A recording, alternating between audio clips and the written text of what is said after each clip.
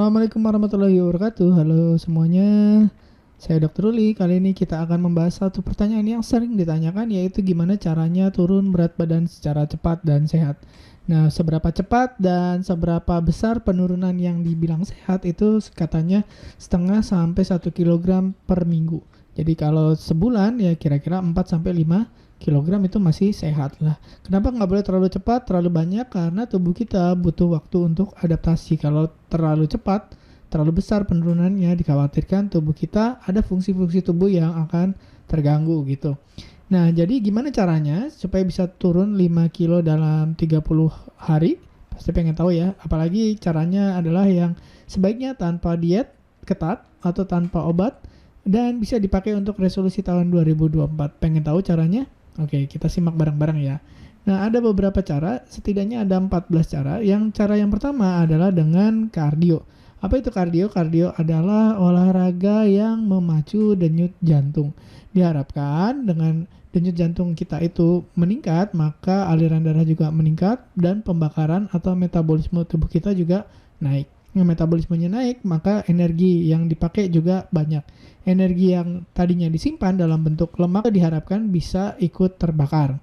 Nah, aerobik itu intinya adalah membakar kalori ya. Dengan kardio kita menggunakan pembakaran aerob, yaitu menggunakan oksigen gitu ya. Dengan cara apa? Tadi jantung dan parunya dipacu untuk bekerja gitu. Nah, ada dua caranya, dengan intensitas sedang atau intensitas tinggi. Maksudnya apa? Intensitas sedang itu ya kita tidak terlalu sampai capek atau terengah-engah gitu ya. Patokannya adalah denyut jantung maksimal. Jadi kalau kita pengen tahu denyut jantung maksimal kita adalah 220 dikurang umur. Jadi kalau kita umurnya sekarang misalkan 40 gitu ya, atau 30, tinggal dikurangin aja. Misalkan 220 dikurang 30 berarti maksimal 190. Itu denyut jantung maksimal. Nah, yang dinamakan intensitas sedang itu berarti sekitar 70 atau 80% dari denyut jantung maksimal tadi. Nah, kalau kita ambil yang olahraga kardionya intensitas sedang, maka untuk bisa menurunkan berat badan sebaiknya 150 sampai 300 menit per minggu ya. Jadi kalau dibagi dalam 7 hari kira-kira satu harinya ya mungkin 20-30 menit per hari gitu. Nah, kalau kita mau naikin nih intensitasnya yang lebih capek gitu, yang lebih tinggi denyut jantungnya, mungkin 90-100% dari denyut jantung maksimal, itu namanya intensitas berat, kita hanya butuh waktu 70-150 menit per minggu. Jadi nggak perlu lama-lama, setiap kali olahraga cukup 70-150 menit per minggu, tinggal dibagi ke 7 hari, bisa ya mungkin 10-20 menit per hari. Gampang kan, enteng kan. Jadi kardio yang seperti apa yang disarankan terserah yang mana, yang penting enak, yang penting nyaman dan konsisten. Jadi kalau kita sukanya jalan cepat, kita sukanya jogging, kita sukanya sepedaan, kita sukanya berenang, yang mana aja boleh, yang penting tadi target denyut jantung dan tadi jumlah waktu atau durasinya seperti yang diharapkan. Itu yang pertama, kardio. Lalu yang kedua adalah kita harus menjaga karbohidrat. Konsumsi karbohidrat dijaga, kalau perlu dikurangi, atau kalau kita pengen tetap nih dengan karbohidrat, pilihlah karbohidrat yang kualitasnya lebih bagus atau yang banyak seratnya. Kenapa? Kalau kita makan karbohidrat yang biasa kita makan, itu namanya karbohidrat putih, itu disebut karbohidrat yang dimurnikan atau rafinasi, itu biasanya tanpa serat. Jadi kalau karbo putih, contohnya misalkan roti, kemudian nasi putih, kemudian mie yang putih gitu ya, itu karbohidratnya sudah dimurnikan atau dirafinasi. Jadi nggak ada seratnya lagi. Nah, kalau nggak ada seratnya, itu karbo yang kita makan 100% itu diserap jadi gula. Jadi misalkan kita makan nasi 100 gram, maka 100 gramnya total itu akan masuk ke dalam darah menjadi gula darah. Ya, kalau gula darahnya banyak ya, itu disimpan jadi cadangan ya. Gula darah banyak sebagian dipakai untuk tenaga, tapi kalau tidak banyak yang dipakai untuk kerja, untuk tenaga, akhirnya disimpannya dalam bentuk lemak. Nah, makanya kita berat badannya tambah lama tambah naik kalau karbohidratnya makin banyak kita konsumsi yang rafinasi atau karbohidrat putih itu gitu. Nah, kalau ada karbohidrat putihnya banyak ya, lonjakan gula darahnya juga meningkat karena tadi semua yang masuk menjadi gula darah gitu. Jadi gula darahnya akan melonjak sangat tinggi, namanya sugar rush. Nah, kalau sugar rush lawannya adalah sugar crush, yaitu turunnya juga sangat cepat. Makanya kalau orang makan yang karbohidrat yang putih itu cepat lapar lagi. Kenapa? Karena gula darahnya cepat naik, cepat juga turunnya gitu. Nah, sebaiknya gantilah dengan yang berserat. Nah, ganti dengan yang berserat. Kenapa? Karena serat itu menghalangi atau mengikat ya, supaya karbo yang kita makan tidak semuanya masuk ke dalam darah. Sebagian ada yang ditahan oleh seratnya. Nah, contohnya misalkan quinoa, kemudian oats, kemudian kalau mau nasi, pilihlah nasi yang merah atau hitam gitu ya. Ya, atau dicampur lah. Jadi jangan pure nasi putih 100%. Atau kalau Anda pengen makan roti, carilah roti yang kandungan gandum utuhnya itu banyak, 70 atau 80% ya. Makin tinggi gandumnya ya makin keras gitu ya. Nah, tapi itu lebih baik daripada Anda makan nasi putih atau roti putih ya, karena tadi ada seratnya. Kalau ada seratnya tidak semuanya diubah jadi gula. Jadi yang masuk itu bisa dikurangin gitu. Nah, berikutnya ya, setelah kardio terus karbo, kita juga harus menjaga kalori. Jadi bukan menghitung kalori ya, kita cuma waspada aja. Maksudnya apa? Maksudnya adalah, nah, kalori itu tidak semuanya sama. Contohnya brokoli ya, 500 kalori dengan minuman ringan, soda gitu ya, 500 kalori juga. Sama-sama 500 kalori. Kalau dulu kita menganggapnya, oh ini sama ya. Gimana caranya supaya berat badannya turun adalah kita harus defisit kalori ya. Jadi dihitung. Jadi yang masuk sama yang keluar harus banyak yang keluar. Logikanya masuk akal, tapi ternyata tidak sama. 500 kalorinya brokoli sama 500 kalorinya minuman soda itu beda. Ya, kalau yang brokoli tidak semuanya masuk menjadi gula, tidak semuanya masuk menjadi cadangan lemak. Tapi kalau yang gula murni, misalkan dari minuman ringan itu masuk semua. Dan kalau masuk semua, maka gula darah kita naik, kemudian cadangan lemak juga akan meningkat. Jadi waspada ya. Walaupun misalkan laki-laki ya butuh 2400 kalori, lebih banyak perempuan itu biasanya cuma 1800 kalori.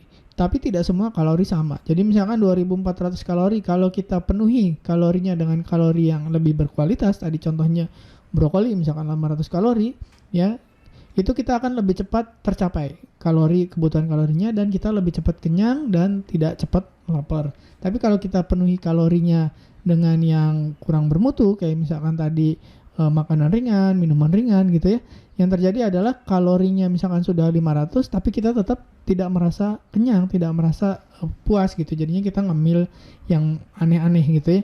Nah, semakin banyak ngemil, kalorinya jadi makin banyak. Jadi seolah-olah karena kita makan banyak kalori kita jadi gemuk. Sebenarnya bukan itu, tapi karena pemilihan kalorinya.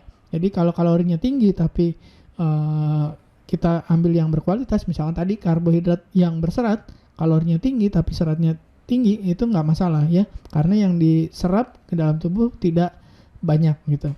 Dan caranya satu lagi supaya kita tahu kalori ya, supaya lebih waspada, kita sebaiknya menulis jurnal. Jadi hari ini pagi makan apa, siang makan apa, malam makan apa, terus kita cek dampaknya terhadap tubuh ya. Kalau makan ini jadi lemas, makan ini gula darahnya naik, makan ini berat badannya naik gitu ya.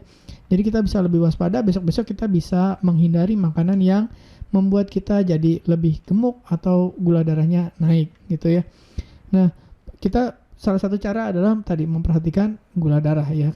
Kalau ngelihat berat badan belum tentu kita makan apa langsung naik, belum tentu. Tapi kalau gula darah, kita makan sesuatu, kita bisa lihat 2 jam lagi naik atau enggak gula darahnya. Nah, berikutnya setelah menjaga kalori adalah minum. Ya, orang yang minum soda, jus, energy drink itu sebaiknya di stop dulu karena tinggi gula. Sebaiknya ganti dengan air putih aja, karena dari penelitian kita cuma minum air putih aja selama 4-6 minggu itu berat badan bisa turun 5,15%. Lumayan kan? Lumayan banget, nggak ngapa-ngapain, cuman minum aja turun berat badan. Dan berapa sih yang disarankan, berapa banyak minumnya? 8 gelas, 9 gelas, 10 gelas? Nah, ternyata kita hitung aja 30 cc per kilogram berat badan sehari. Nah, kalau males ngitung ya, kita lihat aja dari kencingnya. Ya, kalau kencingnya keruh atau pekat atau warnanya agak gelap gitu ya, berarti kita kurang minum. Ya, sebaiknya minum kita kelihatan di kencing kita warnanya jernih dan bening gitu ya. Dan tidak terlalu pekat gitu ya. Nah, Kenapa tadi? Minuman itu fungsinya melarutkan dan mendetoksifikasi. Nah, berikutnya adalah kita makan. Tadi yang dimakan apa? Sekarang cara makannya. Nah, makan yang terbaik adalah makan dengan cara perlahan. Kenapa? Dengan kita menikmati makannya perlahan-pelan, aduh enak banget nih gitu ya. Itu kita akan lebih cepat kenyang dibandingkan yang makan yang terburu-buru. Ya, kalau makan terburu-buru itu sinyal dari perut ke otak itu agak delay. Jadi ketika kita makan ya perut akan ngasih sinyal ketika kita udah kenyang untuk berhenti ya. Perut ngasih sinyal ke otak untuk berhenti. Nah, kalau kita makannya cepat ya sinyalnya belum nyampe tapi yang masuk udah banyak. Nah, tapi kalau kita makannya pelan-pelan sinyalnya nyampe ya, waktunya juga tepat sesuai dengan ternyata perut kita udah penuh gitu, udah kenyang. Nah, kalau kita makan pelan itu juga diketahui ya, diteliti itu ternyata makannya pelan-pelan itu lebih puas, lebih menikmati gitu. Nah, caranya gimana makan pelan-pelan? Yaitu kita kunyahnya lebih kecil, jangan hop besar sekali gitu ya, kecil-kecil aja. Ya, seperti orang yang berkelas gitu ya. Kunyahnya lebih kecil dan kunyah lebih lama. Ya, selain kita melatih otot-otot rahang kita untuk mengunyah dan melatih otot-otot wajah supaya tidak cepat keriput, kita juga membantu mencerna makanan supaya lebih gampang dicerna di saluran cernanya gitu. Nah, apalagi kalau kita makannya makanan yang penuh radang, misalkan gorengan, terus tepung-tepungan, banyak gula, banyak garam. Itu kalau kita makannya terlalu cepat ya, enzim-enzim pencernaan kita belum sempat melarutkan gitu ya, belum sempat menghancurkan, itu bisa melukai organ-organ pencernaan dalam gitu, misalkan lambung, usus ya, esofagus dan seterusnya. Nah, tapi kalau kita makannya perlahan, kunyahnya lebih lama, makanan yang penuh radang itu bisa berkurang peradangannya gitu. Nah, sekali lagi jangan lupa minum. Kan suka ada yang bilang, wah kalau makan itu nggak boleh minum, nanti 2 jam lagi baru boleh minum. Nah, ternyata dari penelitian tidak terlalu banyak perbedaan antara kita makan sambil minum atau minumnya ditunda misalkan 2 jam lagi atau 30 menit lagi. Tidak terlalu berbeda bermakna. Ya, karena sama aja kita makan nasi pakai sup misalkan. Ya, sup itu kan ada airnya juga, atau pakai sayur yang ada kuahnya. Nah, kuah itu kan sebenarnya ada airnya juga. Jadi kayak kita makan pakai sup aja. Jadi kalau kita makan terus minum nggak apa-apa, nggak masalah, tidak mengganggu enzim-enzim pencernaan, tidak terlalu signifikan. Kalaupun ada perubahan tidak kelihatan gitu. Nah, berikutnya pilihlah makanan yang mengandung serat. Nah, serat adalah nutrisi yang tidak bisa dicerna, jadi dia makan hanya mengendap aja di dalam saluran cerna di usus. Nah, dia fungsinya itu membuat gula darah kita stabil. Kenapa? Karena tadi ya kita udah bahas sebelumnya, serat itu akan menahan supaya makanan yang ada di sekitarnya itu tidak diserap semuanya ke dalam tubuh. Nah, kalau tidak banyak yang diserap atau diserapnya pelan-pelan, kita akan merasa kenyang lebih lama. Kalau kenyangnya lebih lama, makannya pasti lebih sedikit. Nah, serat yang tinggi itu membuat berat badan kita turun. Tadi karena yang diserap sedikit, dan dia juga membantu pencernaan. Dia akan menangkap makanan-makanan atau sisa-sisa kotoran yang ada di saluran cerna, ditangkap terus dibawa keluar ke pembuangan gitu. Nah, disarankan kita harus makan 28-36 gram serat per hari. Dari mana dapatnya? Dari sayur, buah, kacang-kacangan, dan biji-bijian. Itu yang terbaik. Kalau misalkan, aduh dok, saya lagi susah nih dalam perjalanan, nggak bisa. Ya, boleh diganti dengan serat yang seketemunya. Misalkan ada yang serat-serat instan, misalkan yang fiber drink atau makanan ya, instan yang ada seratnya. Ya, paling nggak membantu untuk pencernaan. Ya, tapi jangan dijadikan kebiasaan, karena yang terbaik tetap dari yang alami itu. Dari sayur, dari buah, dari biji-bijian, kacang-kacangan tetap lebih bagus daripada yang fiber drink dan yang makanan instan, ini tentu saja. Berikutnya adalah perbanyaklah makan protein ya. Jadi kenapa? Karena protein itu membuat rasa kenyang lebih lama dibandingkan karbohidrat. Dan kalau karbohidrat itu biasanya kalau habis makan kita jadi lemes, jadi ngantuk, tapi kalau protein enggak gitu. Nah, protein itu bisa membuat kita kenyang lebih lama karena dia diurainya itu lebih lambat daripada karbo. Karbo begitu makan langsung diserap oleh tubuh jadi gula darah. Tapi kalau protein itu agak lama prosesnya, butuh enzim-enzim yang lebih banyak gitu. Dan karena kita kenyang lebih lama, kita juga cravingnya jadi berkurang ya. Kita pengen ngemil-ngemil gitu biasanya itu karena cepat lapar. Nah, kalau kita nggak cepat lapar, kita bisa mengurangi craving itu gitu ya. Nah, kalau kita jarang ngemil, berat badan turun. Kemudian kalau makan protein juga dibilangnya menurunkan risiko penyakit kardiovaskular, serangan jantung berkurang, kemudian stroke berkurang gitu. Dapat dari mana? Dari hewani boleh, nabati boleh. Misalkan oats, yogurt, telur, ikan, daging, tahu, tempe. Ya, jadi tidak harus mahal, yang penting protein itu selalu ada dan selalu banyak. Ya, kenapa berat badannya bisa turun? Tadi karena kenyang lebih lama, makannya lebih sedikit. Tapi ada satu efek lagi dari protein, yaitu termogenesis. Jadi protein itu membantu tubuh kita meningkatkan metabolismenya, pembakarannya gitu. Jadi walaupun kita tidur, kalau kita banyak protein, pembakaran akan terus terjadi gitu. Itu kalau kita makannya protein. Nah, tapi perlu diingat kalau Anda punya gangguan ginjal atau gangguan paru, penyakit yang kronis gitu, sebaiknya proteinnya dibatasin. Ya, konsultasi dulu ke dokter, kira-kira saya proteinnya harus berapa banyak nih, atau maksimal berapa limitnya gitu. Berikutnya, setelah makannya dijaga, sekarang tidur. Nah, tidur itu sangat penting karena kalau kurang tidur akan terjadi gangguan hormon.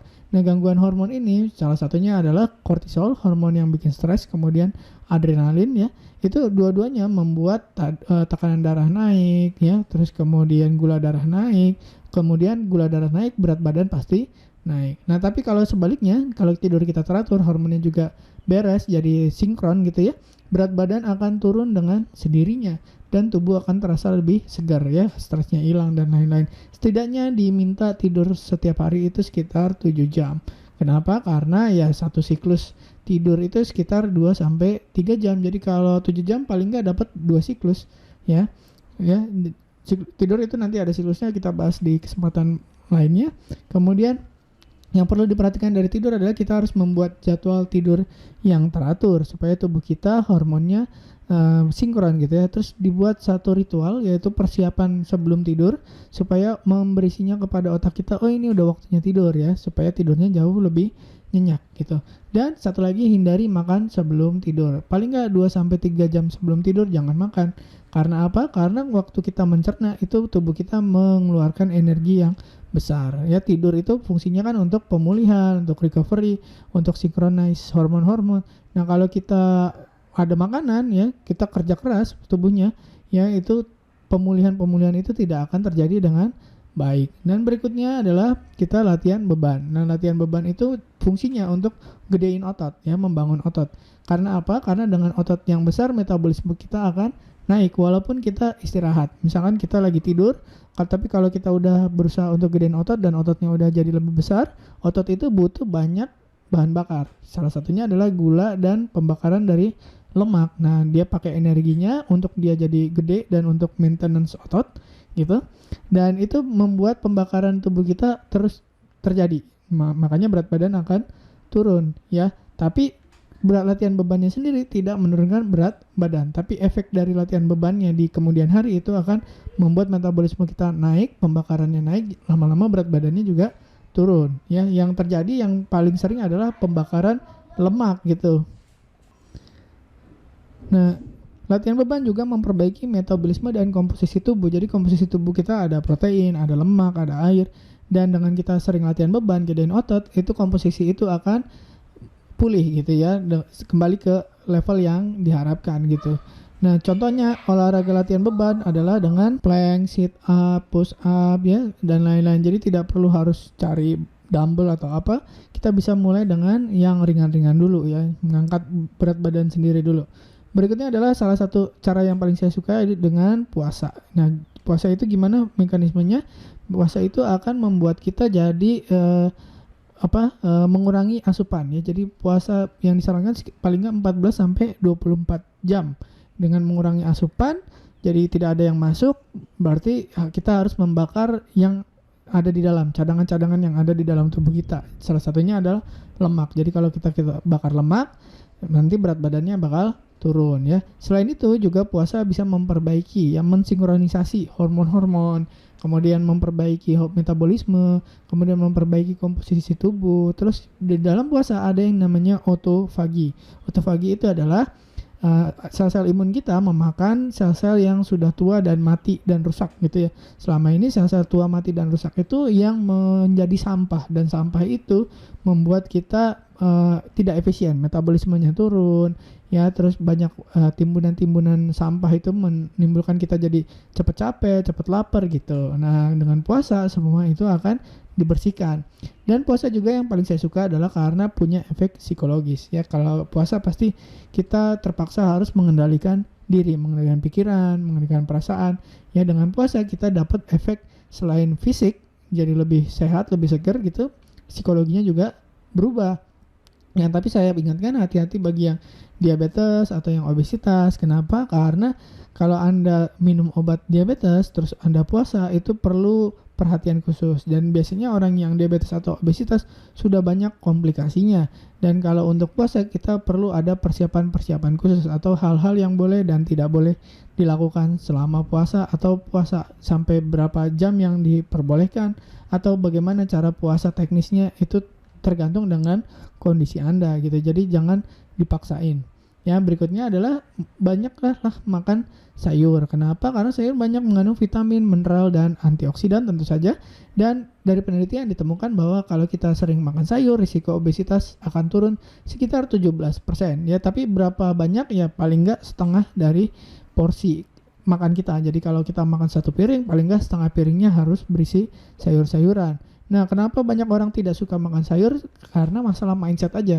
Kenapa? Karena merasa makan sayur itu nggak enak ya, banyak paksaannya ya, jadi kayak anak-anak lagi. Padahal ya, kita bisa membuat sayur itu dibuat jadi lebih enak ya, tergantung cara masaknya, tergantung mindset kita. Kita mikirnya, oh kita mencari manfaatnya atau kita mencari kepuasan dari situ, bisa gitu ya. Nah, berikutnya, kalau dok saya udah makan sayur banyak tapi kok gula darah saya tinggi, berat badan saya naik terus gitu ya. Nah, coba diperhatikan topping dan dressingnya. Kadang-kadang kita makan sayur, kita pakai topping atau kita pakai dressing, ternyata ini yang bikin kita jadi gula darahnya tidak teratur, terus berat badannya naik terus. Contohnya, misalkan dressingnya mayonis, kemudian saus teriyaki, sour cream, butter, sirup, terus krim keju. Kenapa ini bermasalah? Karena biasanya tinggi gula, apalagi yang beli dalam kemasan. Jadi lebih baik bikin sendiri, atau kalau Anda mau beli, belilah dari orang yang bikin sendiri ya, yang homemade gitu ya. Karena bisa lebih ditakar gulanya berapa banyak. Berikutnya adalah Anda olahraga. Tadi kalau kardio itu Anda rutinkan ya. Nah, sekarang Anda boleh sesekali melakukan HIIT, HIIT ya, atau LISS. HIIT itu adalah High Intensity Interval Training. Jadi Anda olahraga santai dulu ya, kemudian diselingi dengan intensitas tinggi ya, secepat-cepatnya sampai ngos-ngosan, sampai nggak bisa napas gitu ya, terus selingin dengan santai lagi, terus masuk intensitas tinggi lagi. Nah, kenapa ini bagus ya? Karena metabolisme kita akan meningkat gitu ya. Nah, lawannya adalah LISS, Low Intensity Steady State. Jadi kayak kalau kita jogging ya, kita jogging atau jalan cepat ya, tapi durasinya lama. Kalau HIIT durasinya bisa lebih pendek. Jadi kalau HIIT jogging, sprint, jogging, sprint, jogging, sprint gitu. Nah, tapi kalau LISS kita jogging aja dengan kecepatan yang steady ya, tapi harus konsisten dan harus harus durasinya lebih panjang. Nah, mana yang lebih bagus tergantung ya. Kalau Anda kondisinya sekarang lagi bagus atau udah pernah olahraga, udah sering olahraga, HIIT bagus. Tapi kalau baru mulai, sebaiknya LISS ya, steady state aja. Yang penting konsisten, yang penting selalu dilakukan setiap hari. Nah, dari penelitian HIIT itu keunggulannya adalah walaupun kita istirahat ya, metabolisme tetap naik. Jadi kalau kita pernah hit HIIT ya, terus kita istirahat, kita tidur, itu pembakaran tetap terjadi, metabolisme terjadi. Jadi penurunan berat badan akan lebih cepat terjadi pada HIIT. Nah, tapi LISS keunggulannya adalah orang yang menyukai olahraga tidak menyukai olahraga, jadi suka olahraga dengan LISS karena steady terus ringan ya, jadi bisa dilakukan setiap hari ya. Compliance atau orang yang melakukan steady state olahraga jogging pelan-pelan itu tapi konsisten tiap hari, itu setelah dibandingkan dengan HIIT paling bertahan mungkin 1-2 bulan atau 3 bulan, tapi LSS bisa bertahun-tahun. Kenapa? Karena ya tadi ya. Jadi keunggulannya LSS adalah dia tetap bisa menurunkan berat badan, waktunya memang lebih lama, tapi banyak orang yang bisa mempertahankan gaya hidup ini bisa bertahun-tahun. Jadi saran saya adalah Anda evaluasi yang mana kondisi Anda saat ini ya, lebih cocok yang high intensity atau yang low intensity. Nah, keunggulannya tadi HIIT adalah bisa membakar lemak bahkan setelah Anda berolahraga. Olahraganya udah stop, pembakarannya tetap lanjut. Ya, cara mulainya adalah paling enggak 30 menit ya dilakukan HIIT atau LISS. Jadi tergantung lah mana yang lebih nyaman.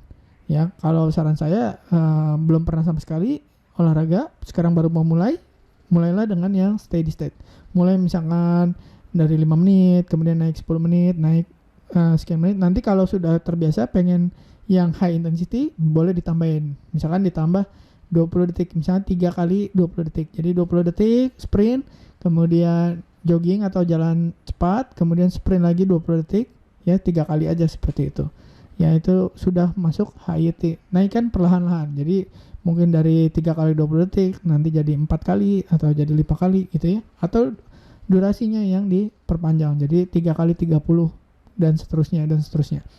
Dan berikutnya adalah yang paling penting menurut saya adalah dengan memperbanyak gerak. Jadi selama ini kita mikirnya kalau olahraga itu harus di luar ruang atau harus di gym gitu ya. Sebenarnya enggak ya, penelitian justru menunjukkan adalah yang penting gerak.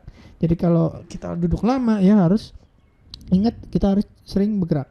Jadi ada namanya NEAT. NEAT itu non-exercise activity thermogenesis. Jadi pada aktivitas yang bukan diniatin olahraga, misalkan kita lagi kerja depan komputer atau kerja di kursi lama atau di dalam perjalanan atau di pesawat, di kereta duduk lama gitu ya.